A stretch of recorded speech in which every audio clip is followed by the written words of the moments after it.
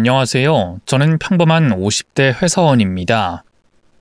늘 사연을 듣기만 하다 처음으로 이렇게 글을 써보네요. 사실 전 한번 결혼에 실패한 아픔이 있어요. 믿었던 아내에게 배신당한 건 물론 하나뿐인 어머니마저 잃을 뻔했죠. 여기 구독자님들 대부분이 기혼이실 것 같은데요.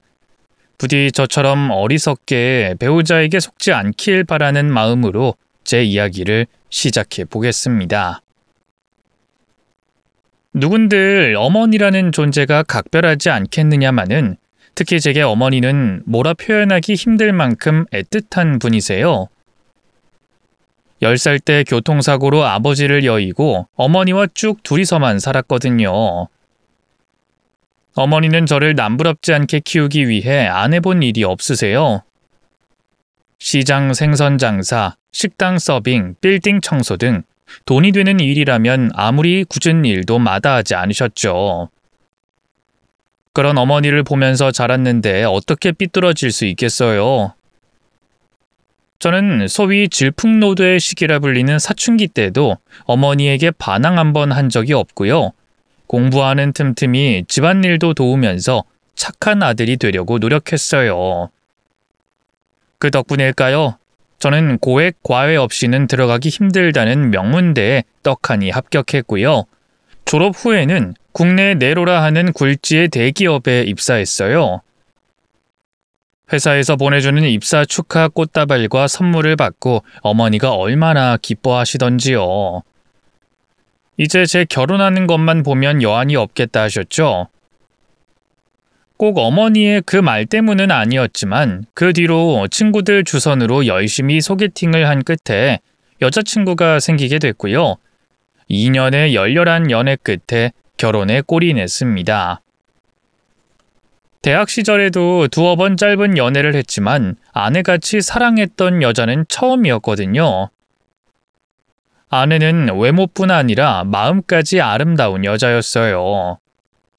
일에 바빠 늘 연애에 소홀했던 저를 언제나 이해해줬고요. 생일에 돈이 없어 작은 꽃 한 다발만 내밀어도 기뻐해줬죠. 이런 여자를 놓치면 평생 후회할 것 같더라고요. 그래서 적극적으로 결혼을 밀어붙였어요. 다행히 장인어른 장모님도 저를 마음에 들어 하셨고요. 어머니도 아내가 참하고 좋은 여자 같다면서 좋아하셨죠. 당시 아내는 작은 복지센터에서 요양보호사로 일하고 있었는데요. 결혼하면서 직장을 그만두고 전업주부가 됐어요. 요양보호사라는 일이 여자 몸으로 하기엔 워낙 고된 일이기도 했고요. 아내의 오랜 꿈이 현모양처였거든요. 저도 그런 아내의 선택이 기꺼웠어요. 제가 한부모 가정에서 자란 탓일까요? 제 아이만큼은 엄마의 따뜻한 보살핌 아래 자랐으면 했거든요. 여자가 맞벌이를 하면 아무래도 그러기가 힘드니까요. 신혼생활은 행복했어요. 집에 돌아오면 아내가 따뜻한 밥상을 차려놓고 저를 기다리고 있었고요. 제 손으로 물 한 잔 못 떠오게 했어요. 밖에서 돈 버느라 고생하는데 집에서만큼은 푹 쉬라면서요. 저도 그런 아내의 마음 씀씀이가 고마워서 설거지나 빨래 등 할 수 있는 한 최대한 집안일을 도왔네요. 주변에서 뭐 이런 인꼬 부부가 다 있냐면서 부러워할 정도였죠.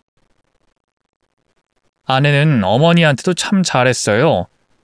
매일 전화해서 안부를 묻는 건 기본이고요. 어버이날이나 생신 같은 특별한 날엔 손편지와 정성을 담은 선물을 준비하곤 했네요. 며느리 된 도리로 당연한 게 아니냐 하시는 분들도 있을 텐데 요즘 그런 기본적인 것조차 안 하는 사람들이 많잖아요. 어머니도 아내에게 잘하긴 마찬가지였어요. 혹시라도 아내가 불편해할까봐 신혼집엔 걸음조차 안 하셨고요. 꾸준히 식당 일이나 시장 청소 일을 하면서 스스로 용돈을 벌어 아내에게 작은 선물을 해주시곤 했네요. 만나서도 우리 며느리 하면서 얼마나 아껴주셨는지 몰라요. 아들이자 남편 된 입장에선 그런 고부 사이가 참 좋게만 보였네요. 그런 평화로운 시간이 깨진 건 아이러니하게도 그토록 바라던 아이가 태어났을 때였어요. 저와 아내를 반씩 닮은 떡두꺼비 같은 아들이었는데요. 출산의 기쁨도 잠시, 곧 육아 지옥이 펼쳐졌죠. 아내는 다른 무엇보다 잠에 예민한 사람이었어요. 충분한 수면을 취하지 못하면 너무 힘들어했죠. 그런 사람이 한두 시간에 한 번씩 일어나 아이 젖을 물려야 하니 죽을 맛이었나 봐요. 나중에는 울면서 못하겠다고, 이러다가 자기가 애를 죽일 것 같아 무섭다고 하더군요. 애 키우는 게 이렇게 힘든 줄 알았으면 절대 안 낳았을 거야. 이게 뭐야? 애 낳고 몸은 몸대로 다 망가지고 수유한다고 먹고 싶은 것도 마음대로 못 먹고 무엇보다 잠 못 자는 게 제일 미칠 것 같아. 이게 사람 사는 거야? 나 이 애 하나도 안 예뻐. 이젠 내 자식 같지 않고 날 괴롭히러 온 악마 같다고. 아내가 하는 말이 범상치가 않더라고요. 그래서 바로 병원으로 데려가 진단을 받았는데요. 산후 우울증이라 하더군요. 정신과 치료를 받는 한편 아내의 육아 부담을 덜 수 있는 이런저런 방법을 찾아봤어요. 아무래도 저는 직장 때문에 한계가 있었고요. 베이비시터를 고용하자니 직장인 월급으로는 부담이 됐죠. 제가 대기업에 다녀서 또래보다 돈을 많이 벌긴 하지만 그래봤자 월급쟁이였으니까요. 날 때부터 부자도 아니었는데 사람을 고용해 부린다는 게 쉽지 않더라고요. 앞으로 아이에게 들어갈 돈도 점차 많아질 텐데 말이죠. 결국 제가 기댈 수 있는 사람은 어머니뿐이었어요. 찾아뵙고 저희 부부 사정을 말씀드리니 흔쾌히 도와주겠다 하시더군요. 본인이 하던 일을 그만두시고 그 다음 주부터 제 출근 시간에 맞춰 저희 집에 와주셨어요. 그리고 아픈 아내를 대신해 손주를 돌봐주셨죠. 그 김에 엉망이 된 집안 살림도 많이 거들어 주셨고요. 처음엔 부담스러워하던 아내도 일단 몸이 편해지니 적응이 됐나 봐요. 나중엔 어머니의 방문을 자연스럽게 반기더군요. 이걸로 모든 문제가 다 해결됐다고 생각했어요. 하지만 그건 제 착각에 불과했죠. 아내는 처음엔 어머니와 함께 육아를 돕는 신용이라도 했는데요. 나중엔 아예 몸이 아프다는 핑계로 안방문을 걸어 잠그고 나오지도 않더라고요. 그럼 어머니 혼자 손주를 돌보면서 아내의 끼니까지 챙겨주곤 했죠. 하지만 그마저도 아내는 입맛이 없다며 무르기 일쑤였네요. 어쩌다 어머니가 약속이 생겨서 못 오는 날엔 어머니에게 늦게라도 와줄 수 없냐고 전화를 엄청 해댔던가 봐요. 저는 까맣게 모르고 있다가 어머니가 너무 힘들다면서 하소연을 하고 나서야 모든 진상을 알게 됐네요. 아내가 아무리 아프다고 해도 이건 좀 아니다 싶더라고요. 저희 어머니가 공짜 식모의 베이비시터도 아니고 전업주부이자 며느리인 아내가 그렇게 손 하나 까딱 안 한다는 게 말이 안 되잖아요. 저희 어머니라고 힘이 남아돌아서 집까지 와서 손주를 봐주시고 살림을 해주시는 게 아니니까요. 그래서 하루는 큰맘 먹고 아내에게 말했어요. 여보, 요즘 당신 너무 아무것도 안 하는 거 아니야? 영준이야 어머니가 봐주시니 그렇다 쳐도 빨래나 청소 같은 집안일은 당신이 해야지. 저번에 보니까 어머니 혼자 다 하시는 것 같던데. 왜? 어머님이 혹시 뭐라고 하셔? 아니, 그런 건 아닌데 좀 힘들어 하시는 것 같아서. 혹시라도 고부 사이에 문제가 생길까봐 일부러 거짓말을 했어요. 그런데도 아내는 신경질적인 반응을 보이더군요. 내가 몸이 멀쩡하면 당연히 했지. 근데 나 아프잖아. 우울증이라고. 그게 얼마나 무서운 병인지 몰라?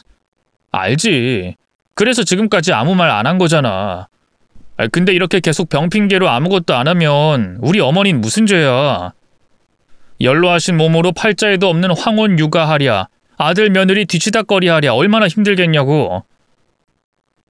저는 아내가 미안하다고 사과할 줄 알았어요. 하지만 아내는 계속해서 성만 내더군요.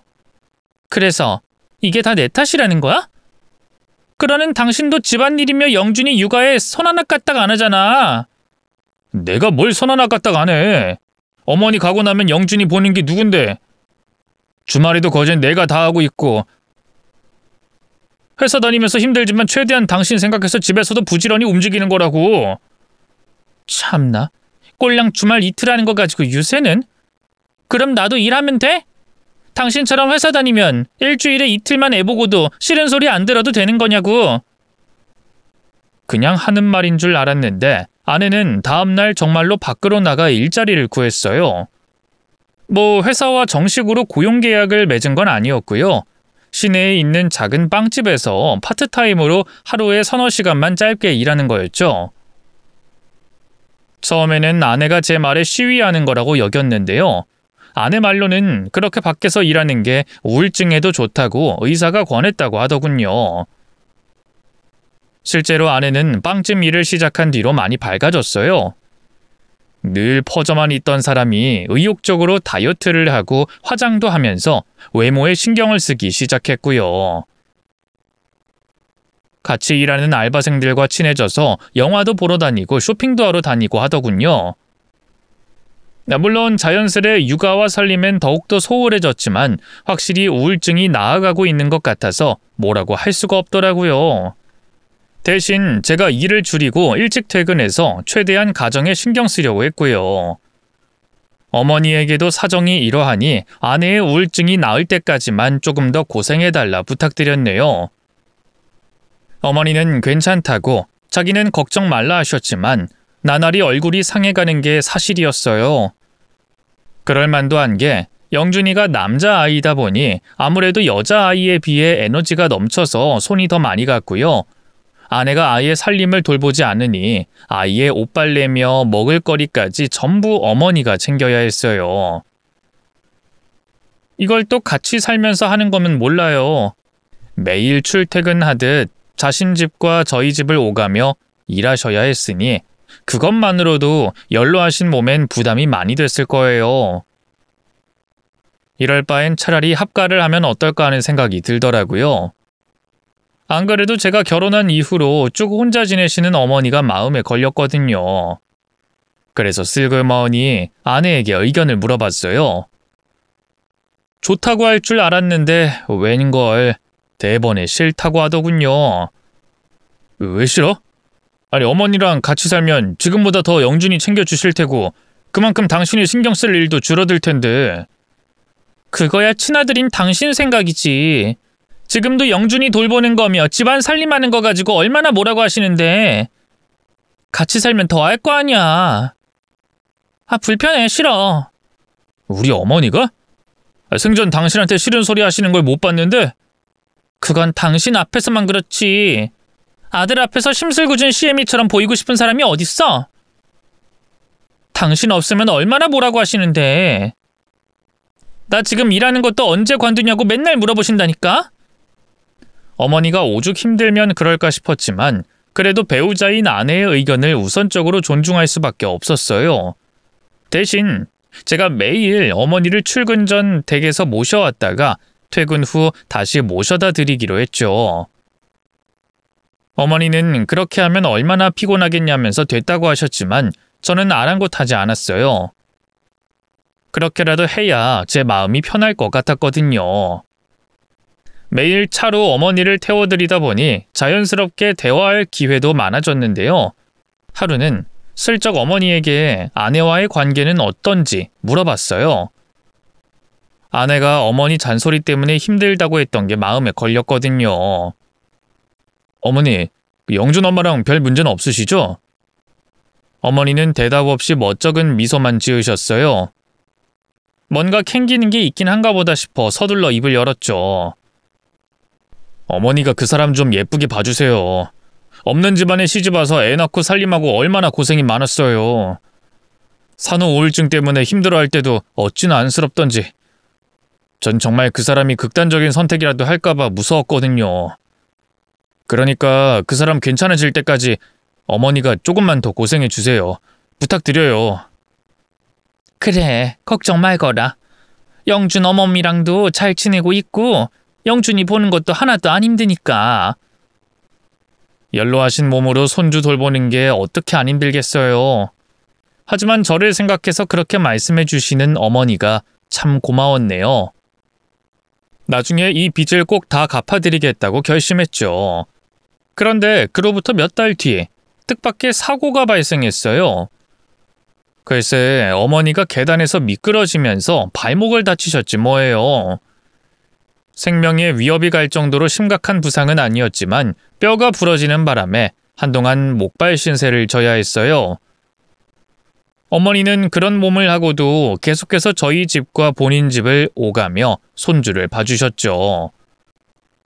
제가 아무리 차로 모셔다 드린다고 해도 이건 아니다 싶더라고요. 그래서 아내에게 합가할 거 아니면 베이비시터를 고용하자고 했죠. 뭐? 베이비시터? 한 달에 못해도 몇백은 더 들 텐데 우리 형편으로는 무리 아니야? 그래서 애초에 어머님한테 영진이 부탁드린 거였잖아. 그렇다고 다친 다리로 계속 어머니 집이랑 우리 집 출퇴근하라고 할 순 없잖아. 뭐 그건 그렇지. 이웃들 보는 눈도 있고. 알겠어. 그럼 당신 말처럼 우리가 어머니 모시고 살자. 그 편이 낫겠어. 그 뒤로 어머니를 설득해 저희 집으로 모셨어요. 어머니 집은 혹시 몰라서 파는 대신 세를 주고 간단한 세간살이를 챙겨오시게 했죠. 어쨌든 매일같이 드나들던 아들 집이니까 금세 적응하실 줄 알았는데 의외로 어머니는 합가 생활을 불편해하셨어요. 밤에 잠도 잘 못 주무시고요. 식사량도 많이 줄어들었죠. 아내가 보기에도 그런 어머니가 안쓰러웠나 봐요.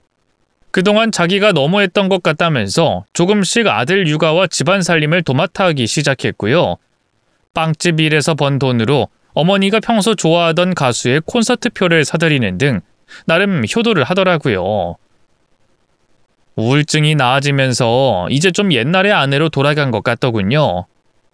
어머니도 점차 그런 아내를 편하게 느끼는 것 같아 다행이다 싶었네요.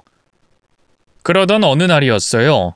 평소처럼 퇴근해 집에 돌아오니 아내가 걱정스러운 표정으로 입을 열더군요. 여보, 아무래도 어머니한테 치매기가 좀 보이는 것 같아.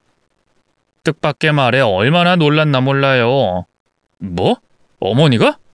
아니 아직 젊으신데 당신이 뭔가 착각한 거 아니야? 아니야. 며칠 전부터 자꾸 점심 먹었는데 언제 밥 먹냐고 계속 물어보셔서 좀 쎄했거든? 근데 오늘은 나도 못 알아보시고 딴소리라는 거야. 내가 옛날 동네 친구인 줄 알았는지 순이야 어쩌고 하는데 어찌나 놀랐던지. 아직 속단하긴 이르지만 요 며칠 어머님 증상을 보건대 확실한 것 같아. 아내가 예전에 양로원에서 일하며 치매 노인들을 돌본 적이 있던 만큼 신뢰가 갔어요. 자연스레 겁이 덜컥 나더군요. 그럼 이제 어떡해? 모시고 병원부터 가야 하나?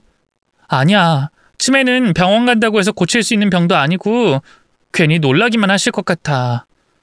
충격받으면 증세가 더 심해질 수 있으니까 일단은 모른 척 지켜보자. 당분간 내가 어머님 계속 신경 쓸게. 저는 치매에 무지했던 만큼 아내의 의견을 따르기로 했어요. 그날 저녁 복잡한 심경으로 밥상 앞에 앉았는데 문득 어머니가 어리둥절한 표정으로 입을 여시더군요. 아니 오늘 저녁엔 아범 승진해서 거하게 먹는다고 점심도 굶으라 하지 않았니? 아유 어머님 또 그러신다. 제가 언제 그랬어요. 이이가 승진했으면 진작 밖에서 외식을 했겠죠. 그리고 점심도 아까 저랑 같이 잔치국수 해드셨잖아요. 또 기억 안 나세요? 잔치국수를 먹었다고? 아유 그랬나? 이상하네. 분명 어멈 네가 저녁을 거하게 먹을 테니 점심은 건너뛰자 한 것 같은데. 어머님이 또 그러실까봐 제가 여기 사진도 찍어뒀어요. 보세요. 잔치국수 맞죠? 날짜도 오늘 날짜고요. 아내가 보여준 핸드폰 사진에 어머니는 아무 말도 못했어요. 표정을 보아하니 이런 일이 한두 번이 아닌 것 같더군요. 아유 요새 자꾸 왜 이렇게 깜빡깜빡 하는지 모르겠다. 설마 치매는 아니겠지? 에이 어머님, 나이 들면 원래 건망증이 심해지잖아요. 저도 벌써 깜빡깜빡 하는걸요? 너무 심하다 싶으면 병원 모시고 갈 테니까 얼른 밥부터 드세요. 국 식겠어요. 아내의 말에도 어머니는 혼란스러워 보였어요. 아마 스스로도 본인의 기억력에 문제가 있다는 걸 자각하신 거겠죠. 그런 어머니가 걱정돼 밥이 입으로 들어가는지 코로 들어가는지도 모르겠더군요. 그래도 치매에 대해 잘 아는 아내가 곁에 있어 참 든든했네요. 그러던 어느 날이었어요. 평소처럼 회사로 출근해 일하고 있는데 갑자기 아내에게서 전화가 걸려왔어요. 별 생각 없이 받았는데 웬걸 아내는 너무나 충격적인 말을 했습니다. 여보, 놀라지 말고 잘 들어. 어머니가 없어지셨어. 뭐? 그게 무슨 말이야? 어머니가 없어지다니? 너무 집에만 계시는 것도 안 좋을 것 같아서 영준이 유치원 간 사이에 잠깐 장보러 같이 나왔거든? 근데 내가 한눈을 판 사이에 그만 경찰에 신고도 했는데 아직까지 못 찾았어. 어쩜 좋아. 다 내 잘못이야. 수화기 너머로 아내가 엉엉 울기 시작했어요. 그런 아내에게 일단 진정하라고 말한 뒤 바로 회사의 사정을 설명하고 저도 경찰서로 달려갔네요. 하지만 시장에서 없어지신 거라 변변한 CCTV도 없었고요. 목격자도 좀처럼 나타나지 않았죠. 그래도 금세 찾을 수 있을 줄 알았어요. 하지만 하루, 이틀, 사흘, 일주일, 한 달이 넘도록 어머니의 머리카락 한 올 찾을 수가 없었습니다. 매일매일 애타는 심정으로 어머니의 소식을 기다렸지만 수색에 여전히 별 진전은 없었어요. 결국 저는 답답한 마음에 직접 어머니를 찾아 나서기에 이르렀죠. 평일엔 회사 때문에 어쩔 수 없었지만 주말마다 저희 집 인근과 고향 여기저기를 다니며 어머니의 행방을 수소문했네요. 경찰이 적극적으로 나서주지 않으니 제가 움직일 수밖에 없더라고요. 처음엔 그런 저를 이해해주던 아내도 나중엔 지쳤는가 봐요. 한 1년 반쯤 됐을 때 이제 그만 포기하자고 하더군요. 여보, 이 정도면 우리 할 만큼 했잖아. 이제 그만 어머님 보내드리자. 그게 무슨 말이야? 보내드리자니. 우리 어머니가 지금 돌아가시기라도 했다는 거야? 당신 무슨 말을 그렇게 해? 장모님이 행방불명됐어도 그렇게 말했을 거야? 왜 그렇게 공격적으로 받아쳐? 솔직히 말해서 지금까지 발견 안 된 거 보면 그럴 가능성이 높잖아. 정신이 온전치도 못한 분인데 아직까지 혼자 거리를 헤매고 있을 리도 없고 누가 데리고 있는 거라면 진작에 연락이 왔겠지. 아마 뭔가 변을 당하셔서. 그만해! 당신이 말하는 것도 다 추측일 뿐이잖아. 당신이 뭘 알아? 우리 어머니 돌아가신 거 아니야. 아들인 난 알 수 있어. 분명 살아 계시다고. 당신 마음 모르는 거 아닌데 이제 그만 나랑 영준이 생각도 해주라. 지친 듯한 아내의 음색에 저도 모르게 죄책감이 들었어요. 그런 제 마음을 눈치챘는지 아내가 좀 더 나긋한 어조로 입을 열더군요. 나야 괜찮아. 당신이 어머님이랑 얼마나 각별했는지 다 아니까. 근데 우리 영준이는 아직 어리잖아. 아빠가 한창 필요할 나이라고. 남들은 주말마다 애 데리고 놀이동산도 가고 현장학습도 가던데 우리 영준이는 맨날 집에 틀어박혀서 텔레비전만 보는 게 가엾지도 않아? 당신 회사에 일 있다고 둘러대는 것도 한두 번이지. 요즘 맨날 나한테 물어본다고. 대체 아빠는 언제 쉬냐고. 언제 휴일 돼서 자기랑 놀아주냐고. 문득 아빠는 왜 맨날 바빠? 하면서 투정 부리던 아들의 얼굴이 생각나 가슴이 미어지더라고요. 아내의 말처럼 어머니는 이미 돌아가셨을 확률이 높은데 어머니의 죽음을 차마 받아들이지 못해 남아있는 가족들마저 힘들게 한 것 같아 죄책감이 들더군요. 그날을 기점으로 저는 더 이상 주말마다 어머니를 찾아다니지 않았어요. 대신 아내 그리고 아들과 함께 시간을 보냈죠. 물론 그렇다고 어머니의 일을 완전히 손에서 놓은 건 아니었어요. 돌아가셨다면 시신이라도 수습해 장례를 치러드리겠다는 마음으로 알바를 고용해 사람을 찾는다는 전단지를 돌렸고요. 경찰과도 꾸준히 연락을 주고받았죠. 그러던 어느 날이었어요.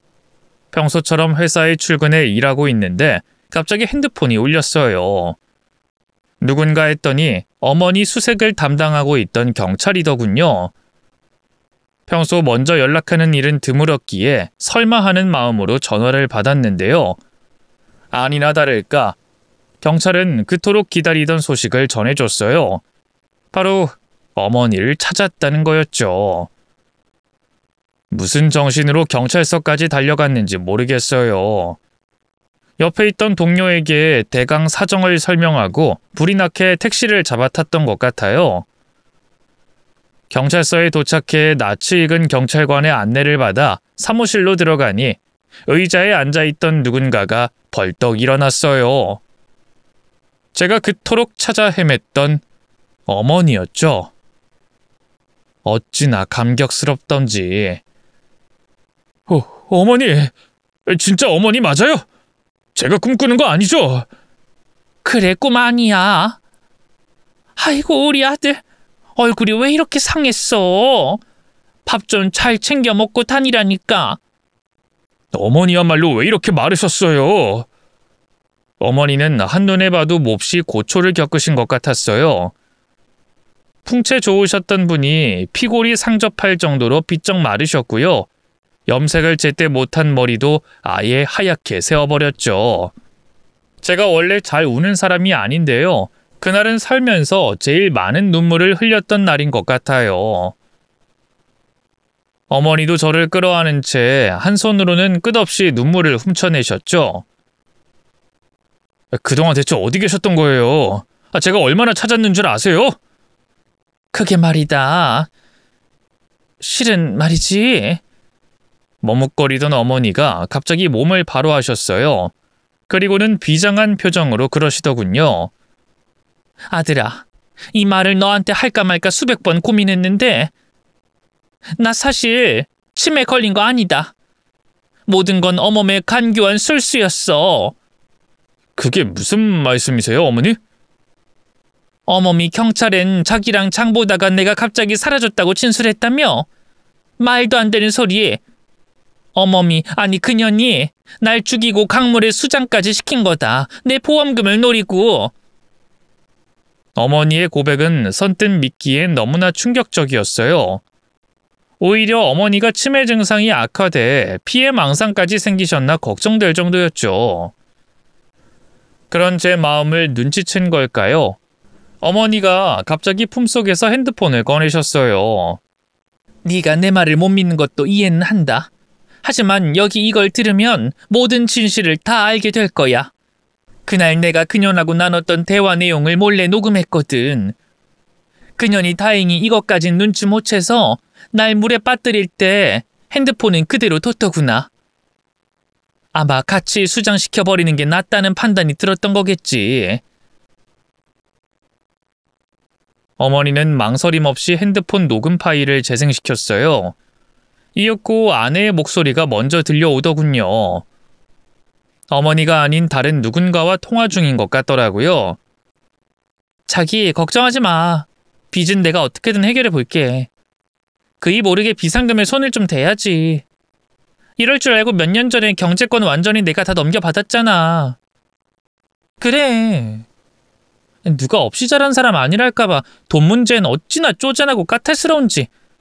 경제권 넘겨받으려고 신혼 때부터 엄청 공들였다니까. 뭐? 이혼? 아직은 아니야. 내가 말했잖아. 10년을 살아야 재산 분할 받을 수 있다고. 우리 자기 슬퍼도 조금만 기다려요. 알겠지? 아내의 간드러진 목소리를 듣는데 온몸이 덜덜 떨렸어요. 맞아요. 아내는 저 모르게 바람을 피우고 있던 거예요. 놀라운 사실은 그뿐만이 아니었어요. 그보다 적절한 장소는 찾았어? 무슨 장소긴. 우리 시모 처리할 곳 말이야. 내가 지금 치매라고 조금씩 밑밥은 깔아놓고 있거든? 일부러 굶겼다가 밥 먹인 척 거짓말도 좀 치고. 둘 다 멍청해선.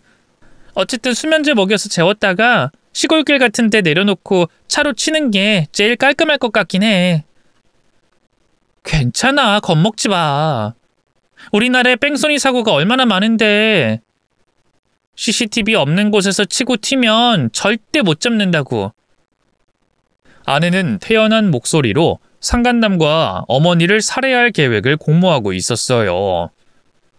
목적은 단 하나, 어머니의 보험금이었죠. 제가 알던 아내가 맞긴 한 건지 너무나 혼란스러웠습니다. 아내의 목소리를 똑 닮은 다른 사람이길 바랄 정도였죠. 지금 생각해보면 그때까지도 정신을 못 차리고 아내를 믿으려 했던 스스로가 너무 한심하네요. 왜냐하면 그 뒤로 너무나 끔찍한 일이 벌어졌거든요. 이보다 더 끔찍한 일이 어딨냐고요? 갑작스럽게 녹음된 파일 속에서 비명이 울려 퍼졌어요. 아내가 뒤에 몰래 서 있던 어머니의 존재를 눈치챈 거였죠. 아내는 당황한 것도 잠시, 어머니가 모든 진실을 알았다는 걸 눈치채자마자 적반하장식으로 나오기 시작했죠. 그이한테 한번 얘기해보세요. 그이가 제 말을 믿을까요? 치매로 오락가락하는 어머님 말을 믿을까요? 너, 내가 치매 증상이 있다는 것도 새빨간 거짓말이잖아. 어쩜 이럴 수가 있니? 사람의 탈을 쓰고 어떻게 이런 폐륜을 저지를 생각을 해? 참나, 누가 보면 우리가 진짜 피 섞인 모녀지간인 줄 알겠어요? 폐륜은 개뿔, 평소 시짜질이나 일삼던 주제에. 그게 무슨 소리냐? 내가 너한테 시집살이라도 시켰다는 거야? 너 상철이한테도 내가 너 괴롭히는 것처럼 얘기했더라? 내가 괜히 분란 만들고 싶지 않아서 아무 말 안 했는데 내가 대체 언제 그랬니? 너 아프다는 핑계로 영준이 한번 안 안아주고 네 손으로 밥 한번 안 차려줘도 나 아무 말 안 했다. 오히려 네 눈치 보면서 숨죽여서 살았다고? 참나, 입만 가만히 있으면 되는 거예요? 겉으론 괜찮다, 이해한다 하면서 늘 저 못마땅하게 생각한 거 모를 줄 아냐고요? 그이는 맨날 어머니한테 고마워하라고, 나중에 이 은혜 다 갚아야 한다고 입이 닳도록 말하는데 제가 왜 그래야 하는데요? 애초에 없는 집안에 시집와서 이따위 고생을 시킨 게 누군데? 원래 저 좋다고 따라다니는 남자가 한 트럭이었어요. 걔 중에 아무나 골랐어도 지금보단 잘 살았을 거라고요. 손에 물 한 방울 안 묻히고 사모님 대접받으면서. 그래서 이제라도 다른 놈으로 갈아타려고 애까지 낳은 여자가 다른 남자랑 붙어먹은 거야? 그리고 그 놈이랑 공모해서 CM이를 해코지할 생각을 해? 나 지금 당장 경찰서 가서 내가 들은 사실 다 말할 거다. 치매 노인 헛소리로 생각할지 진지하게 들어줄진 어디 한번 두고 보자고. 거기 안 서, 이 망할 노인네? 두 사람의 언성은 점차 격해졌어요. 이윽고 몸싸움하는 소리까지 들렸고요. 이내 퍽 소리와 함께 무언가가 쓰러지는 소리가 났죠. 어머님, 괜찮으세요? 정신 좀 차려보세요. 기겁하는 아내의 목소리를 마지막으로 녹음 파일은 끝이 났네요. 알고 보니 다투던 중에 아내가 어머니를 밀쳤고요. 어머니는 그 힘에 못 이겨 뒤로 넘어가면서 소파 테이블에 머리를 박은 거였어요. 다 들었지? 이래도 내 말을 안 믿을겠냐? 어머니, 도대체 이게 무슨... 그녀는 내가 죽은 줄 알고 내 다리에 돌을 매달아서 강물에 수장까지 시켰어. 가까스로 내가 정신을 차렸을 땐 이미 물속이었지. 발에 묶인 밧줄을 풀고 죽어라 헤엄쳤다. 그러다 낚시 나온 뱃사람들을 만나서 간신히 살 수 있었지. 근데 왜 진작 연락 안 하신 거예요? 핸드폰도 가지고 계셨잖아요. 그때 사람들한테 구해지고 나서 정신을 잃었었는데 다시 눈을 떴을 때 내 기억에 좀 문제가 있었어. 아마 너무 큰 충격을 받아서 그런 거겠지. 그래서 시설 여기저기를 떠돌아다니다 시골에 있는 한 요양원에 들어갔는데 며칠 전에 가까스로 기억이 돌아와서 이렇게 널 찾아 경찰서에 연락한 거다. 영화처럼 극적인 이야기였어요. 저는 물론이고 어머니의 얘기를 함께 듣고 있던 경찰분들 역시 표정이 급변했죠. 아이 선생님, 어머님 말씀이 사실이라면 이거 보통 일이 아닙니다. 아내분 지금 어디 있죠? 댁에 계시나요? 네, 아마 그럴 겁니다. 그럼 일단 함께 가시죠.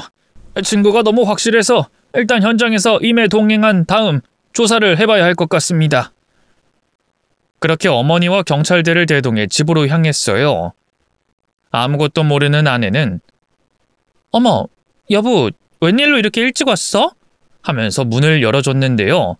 문 앞에 선 저를 보고 반색한 것도 잠시.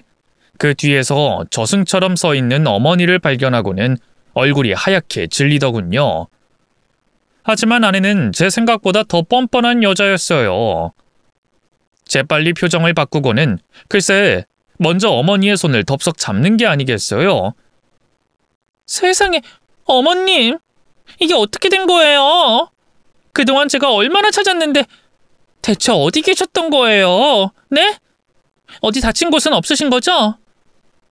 눈물까지 글썽이며 그렇게 말하는데 모르는 사람이 봤다면 효심 깊은 며느리로만 보였을 거예요.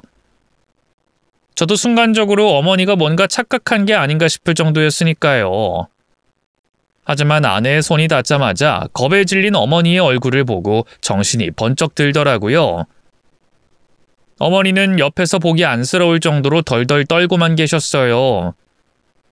저는 얼른 손을 뻗어 아내를 밀어내고 어머니를 제 등 뒤로 숨겼습니다. 어머니, 걱정하지 마세요. 제가 있잖아요. 그리고 여기 경찰분들도 계시고요.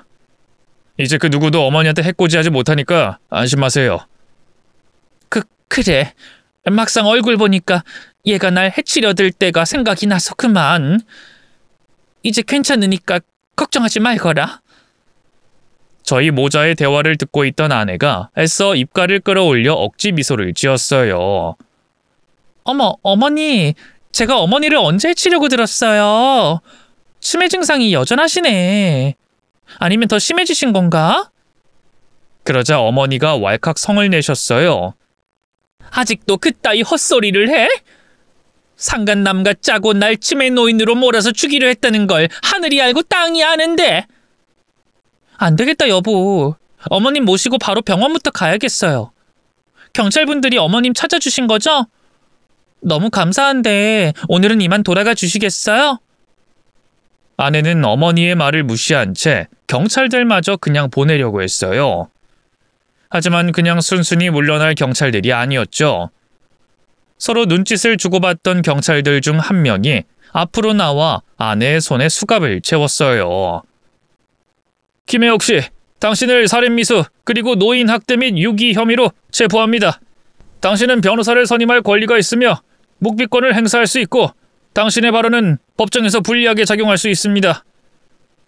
잠깐만요. 살인미수라뇨? 제가 뭐 진짜 어머님을 죽이려고 했다는 거예요? 우리 어머님 치매라니까요.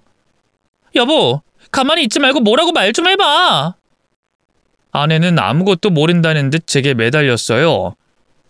아내의 실체를 이미 눈치챘기 때문일까요? 그 가녀린 몸이 제게 닿는 순간 옛날처럼 설레고 편안하긴커녕 더럽고 끔찍하다는 생각만 들더군요. 그래서 얼른 아내를 매몰차게 뿌리친 뒤 최대한 차가운 어조로 입을 열었어요. 정말 몰라서 물어? 조금 전 어머니 찾았다는 연락받고 경찰서에 갔고 거기서 어머니 만나서 그동안 있었던 일 다 들었어. 어머님이 무슨 말씀을 했는지 모르지만 설마 그 말을 믿는 건 아니지? 내가 자기를 죽이려고 했다는 등 뭐 그런 말도 안 되는 소리를 한 것 같은데 치매 걸린 노인네잖아. 정신이 온전치 못하다고. 개소리 작작해! 우리 어머니 치매 아니야. 멀쩡하다고! 어머니가 그동안 계시던 요양원에서 확인도 다 받았어. 어떻게 멀쩡한 우리 어머니를 치매로 몰아서 죽일 생각을 해? 그래놓고 어떻게 나랑 한 입을 덮고 잤냐고! 당신이 그러고도 인간이야? 제 악에 바친 고함에도 아내는 끝내 자기의 죄를 인정하지 않았어요. 오히려 억울하다는 듯이 더욱더 목소리를 높이더군요. 당신 대체 무슨 그런 무서운 소리라는 거야? 내가 어머니를 치매로 몰아서 죽일 생각이었다니. 증거 있어? 증거 있냐고. 딱 잡아떼는 아내를 보고 있자니 기가 막히더라고요. 더는 안 되겠다 싶어 품에 넣어뒀던 어머니의 핸드폰을 꺼냈어요. 그리고 아까 어머니가 들려준 녹음 파일을 재생했죠. 하얗게 질려있던 아내의 안색이 급기야 시퍼렇게 변했고요. 어쩔 줄 몰라 하면서 온몸을 덜덜 떨기만 하더군요. 이래도 잡아댈 거야? 그럼 어디 법정에서도 계속 그렇게 해봐. 검사랑 판사가 당신 말을 믿어줄진 모르겠지만 말이야. 제 눈짓에 경찰들이 아내를 연행하려 했어요. 그러자 그제야 아내가 털썩 무릎을 꿇고 자기 죄를 인정하더군요. 여보, 미안해. 내가 죽을 죄를 지었어. 내 얘기도 좀 들어봐 주라, 응? 살인자 주제 무슨 할 말이 있다는 거야? 그건 사고였어. 나도 처음부터 작정하고 어머니를 죽이려고 한 게 아니었다고. 어머니가 내가 통화하는 걸 몰래 엿듣는 바람에 그걸로 말다툼을 하다 밀친 것뿐이야. 근데 재수없게 하필이면 테이블 모서리에 머리를 박으시는 바람에 바로 경찰에 신고하자니 너무 무서웠어. 살인자가 되면 우리 영준이는 어떡하나 그런 생각도 들고, 어머님도 그렇게 되신 마당에 나까지 어머님 죽인 살인자로 당신하고 영준이 곁을 떠나면 우리 가족은 완전히 무너지는 거잖아. 헛소리 집어치워! 당신이 그렇게 남편하고 아이를 생각하는 가정적인 여자였어? 산후 우울증 핑계로 영준이 먼저 품에 안아준 적도 없는 여자면서. 우발적으로 죽였든 어쨌든 애초에 당신은 어머니를 살해할 계획을 꾸미고 있었잖아. 살인자라고! 살인자라니? 어머님이 이렇게 멀쩡하게 살아계시는데? 아무 탈 없이 돌아오셨잖아. 그거면 된 거 아니야? 뭐? 피 흘리며 쓰러진 우리 어머니를 병원에 모시고 가긴커녕 강물에 수장시킨 사람이 그걸 지금 말이라고 해? 난 절대 당신 용서 못해. 무슨 일이 있어도 콩밥 먹게 할 거라고! 제 단호한 태도에 아내도 더는 설득할 수 없다고 느꼈나 봐요. 갑자기 제 등 뒤에 서 있던 어머니를 향해 달려가더군요. 어머님, 제가 잘못했어요. 제발 저 좀 한 번만 살려주세요. 어떻게 하면 용서해 주실래요? 네? 전 얼른 그런 아내를 제지하려 했어요. 하지만 어머니도 경찰과 제가 있어 조금은 용기가 생긴 걸까요? 그런 아내를 향해 덜덜 떨면서도 할 말은 하시더군요. 너 같으면 너를 죽이고 강물에 수장까지 시킨 사람을 용서할 수 있겠니? 우리 아들이 그동안 너한테 어떻게 했니? 네 말이라면 하늘에 있는 별이라도 다 따다 줄 것처럼 얼마나 잘했어. 그리고 나도 너한테 좋은 시어머니가 되려고 정말 노력 많이 했다. 혹시라도 시집살이라고 느낄까봐 따로 살 땐 전화 한 번 먼저 한 적이 없고, 같이 살 때도 늘 네 눈치 보면서 숨죽이고 살았어. 네가 그깟 푼돈 벌면서 밖에서 놀아나는 거 알아도 영준이가 불쌍해서 그냥 내가 도맡아 키웠고, 근데 그 은혜도 모르고 다른 남자랑 바람을 피운 것도 모자라서 내 목숨까지 노려. 어머님, 제가 어리석었어요. 그때 어머님한테 바로 용서를 구했어야 하는데 두려운 마음에 그만. 두려운 마음에 지 시애미를 죽이고 수장시킨다고? 긴 말할 거 없고 그 죗값 달게 바꿔라. 그리고 다신 나랑 상철이 앞에 나타날 생각하지 마. 어머님, 정말 이러실 거예요? 언제 용서를 빌었냐는 듯 아내는 다시 본색을 드러냈어요. 야차 같은 얼굴로 어머니에게 달려들려 하더군요. 하지만 경찰이 재빠르게 그런 아내를 제지했고요. 그대로 경찰차에 태워 서로 이송시켰죠. 수사 결과 드러난 진실은 놀랍지도 않았어요. 아내는 알고 보니 골수 깊은 도박 중독자였어요. 그 상간남과 만나 도박의 세계에 입문하면서 아주 제대로 중독이 됐더군요. 저 몰래 생활비를 빼돌리는 것도 모자라 주부를 상대로 한 사채까지 받았더라고요. 하지만 도박이라는 게 번 사람은 없고 잃은 사람만 잔뜩이잖아요. 아내 역시 본전도 못 건지고 억대 빚만 지었고요. 그 빚을 갚기 위해서 어머니를 죽일 결심을 한 거였죠. 그때 우발적으로 어머니가 죽은 줄 알고 강물에 버리지 않았다면 상간남과 계획한 대로 어머니를 치매로 몰아 교통사고로 위장해 죽였을 거예요. 원래 실종 신고하고 5년인가 시간이 흐르면 자동으로 사망 확정이 된다고 하더군요. 아내는 그걸 알고 이미 보험금을 수령할 방법까지 치밀하게 다 준비한 상태였어요. 그런 아내를 도저히 용서할 수 없었어요. 고소를 진행하는 한편 이혼 절차도 함께 밟았죠. 아내가 저지른 죄가 있는 만큼 가정법원에선 당연히 제 편을 들어줬고요. 아들의 양육권과 친권 역시 모두 제가 갖게 됐네요. 어린 아들에겐 차마 모든 걸 솔직하게 말할 수가 없더라고요. 그래서 그냥 엄마가 다른 나라로 멀리 여행 갔다고 했네요. 나중에 아이가 좀 더 크면 그때 모든 진실을 고백할 생각입니다. 현재 아이는 그냥 제가 아내와 성격 차이로 이혼한 줄로만 알아요.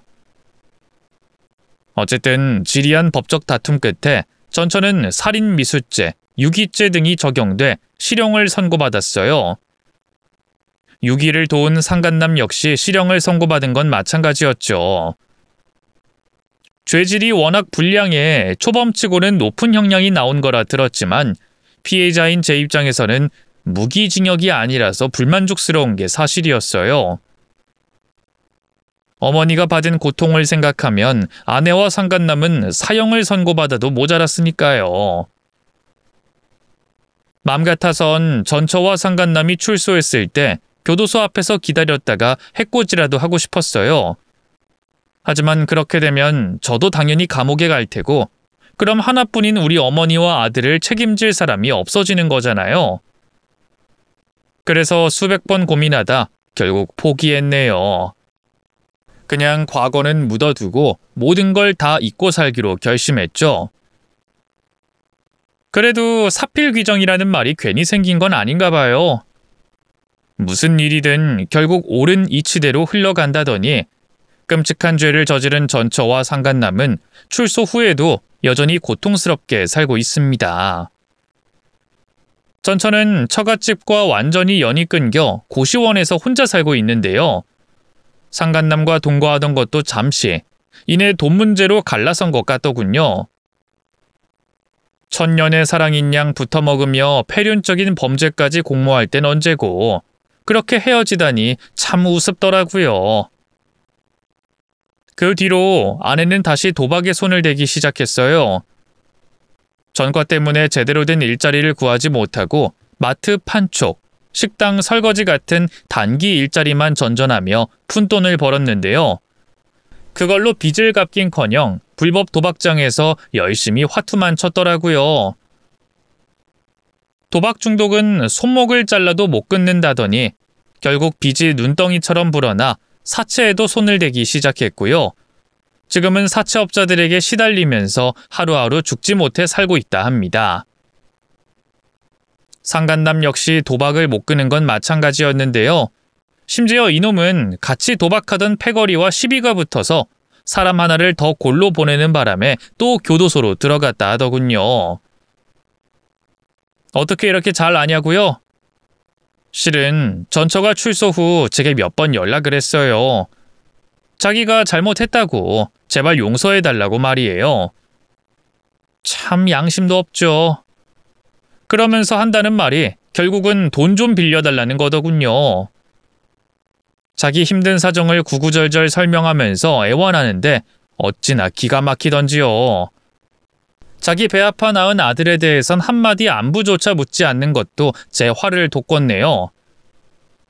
진작 알고 있었지만 엄마라는 이름을 달 자격조차 없는 사람이었던 거죠. 어쨌든 앞으로 한 번만 더 연락하면 변호사 선임해서 또 고소하겠다고 하니 그 뒤로는 절대 전화하지 않더라고요. 그래도 법의 철퇴가 무섭긴 한 모양이죠. 반면 저는 전처와 이혼한 뒤 잘 살고 있어요. 좋은 여자를 만나 재혼도 했는데요. 저와 마찬가지로 한번 결혼에 실패한 아픔이 있는 사람인데 전 남편에게 이혼당한 사유가 불임이었거든요. 그래서인지 아들을 친자식처럼 깊은 사랑으로 키워주고 있어요. 처음엔 낯설어하던 아들도 이젠 엄마, 엄마 하면서 아내를 잘 따른답니다.